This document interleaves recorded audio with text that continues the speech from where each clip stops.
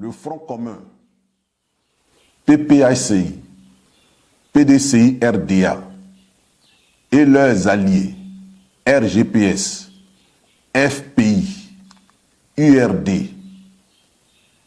voudraient par ma voix vous adresser leurs salutations les plus chaleureuses.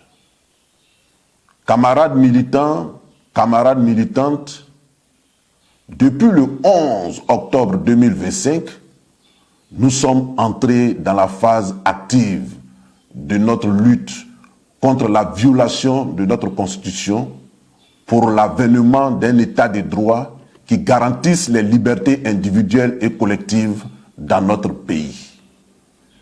Ce 11 octobre 2025, une marche pacifique avait été programmée qui devait nous conduire du Saint-Jean au carrefour Sokosé. Malheureusement et contre toute attente, cette marche a été interdite, violemment réprimée. Plusieurs centaines de nos camarades ont été arrêtés, exactement 237 et écroués, quand d'autres ont été blessés, agressés. Des domiciles privés ont été visités et violés. C'est le lieu aussi de féliciter chaleureusement, avec une mention particulière, tous ceux qui ont répondu favorablement, malgré les intempéries et les risques, à cet appel du 11, qui est un appel de la nation. Depuis ce jour, aucun jour ne se déroule sans qu'il n'y ait des manifestations dans une localité de la Côte d'Ivoire. Bonoa, Bangolo, Akoupé, Azopé, Aferi, Yakasseme, Gagnoa, Abidjan, etc., etc. Malheureusement, ces manifestations ne vont pas sans pleurs, sans douleur, et nous enregistrons des pertes en vie humaine.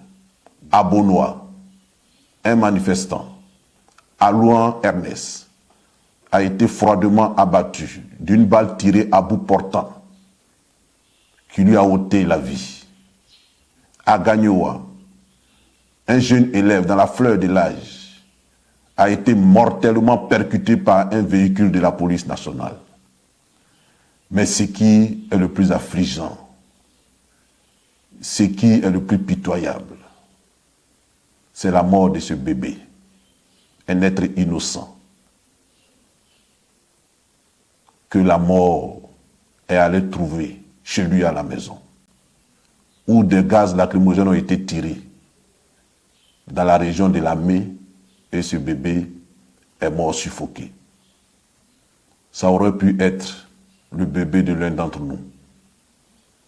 Ça aurait pu donc être notre famille. Et c'est vraiment triste.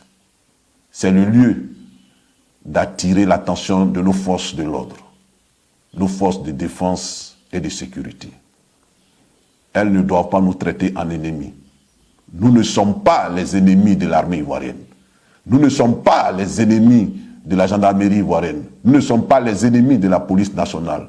Nous sommes des Ivoiriens au même titre que tous les autres Ivoiriens des autres partis politiques. Ils ne doivent pas nous massacrer. Notre armée ne doit pas nous massacrer. Notre police ne doit pas ouvrir le feu sur nous. Notre gendarmerie ne doit pas nous martyriser, nous inspirer la peur, la terreur. Ce n'est pas leur mission. Ce n'est pas leur mission. D'autant plus que nous contribuons en tant que citoyens par nos impôts que nous payons à les habiller et à leur doter de moyens matériels adéquats pour mener à bien leur mission régalienne. Et ils doivent mener leur mission de façon équitable à l'endroit de tous les citoyens de ce pays, fussent-ils militants ou non du parti au pouvoir. On ne peut pas tous penser la même chose. Mais ce n'est pas parce que nous ne pensons pas la même chose que nous avons vocation à être torturés, martyrisés, pourchassés.